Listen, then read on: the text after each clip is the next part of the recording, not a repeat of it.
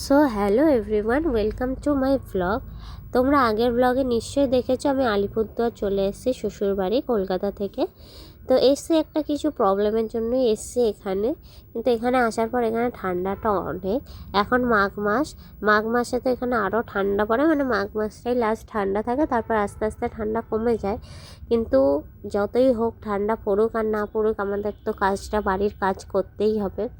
তাই সবার ফার্স্টেই সকালবেলায় উঠে ঘর ঝাড় দিয়ে নিয়েছি, উঠোন ঝাড় দিয়ে নিয়েছি। তারপরে ঘরের সামনে যেরকম সবাই জল দেয় আমিও দিয়ে নিয়েছি, জল ছেটা দিয়েছি।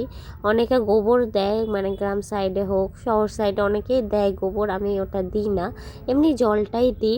তারপরে বাসি নাইটিটা ছেড়ে তারপরে ঠাকুর, আমাদের যে বড় মন্দির আছে ওই বড় মন্দিরের ঠাকুরের যে এঁটো বাসন আছে ওইগুলো বার করলাম। তারপরে ঘরেরও ঠাকুরের কিছু এঁটো বাসন ছিল ওইগুলো বার করলাম, যেগুলো মেজে নিলাম সকালবেলায়।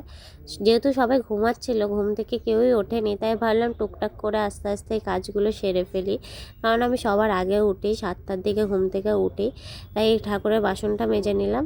তারপরে যেহেতু আমি ফ্রেশ হইনি, মানে ব্রাশ ট্রাশ কিছুই করিনি, তারপরে আমি ব্রাশটা করে নিলাম। তখনও দেখছি সবাই ঘুমাচ্ছে, তাই ভাবলাম যে কাপড়টা ভিজিয়ে নিই।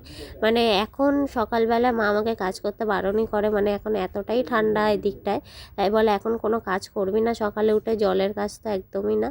তাও আমি টুকটাক করে রাখি, চেষ্টা করি কাজটা আগিয়ে রাখার। যেহেতু সকালবেলা এত তাড়াতাড়ি উঠি, বসে থেকে কি করব, তাই ভাবি যে আস্তে আস্তে কাজটা করে রাখি। তাই কয়েকটা কাপড় ভিজিয়ে রাখলাম, যা যা কাপড় ছিল ভিজিয়ে রাখলাম, এগুলো বেলা হলে পরে কাচবো।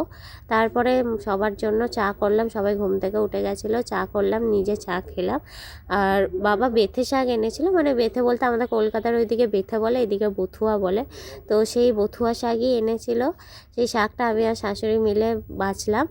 বাছার পর আমি ঘরটা মুছে নিলাম, যেহেতু ঘর মোছা হয়নি তাই ঘরটাও মুছে নিলাম।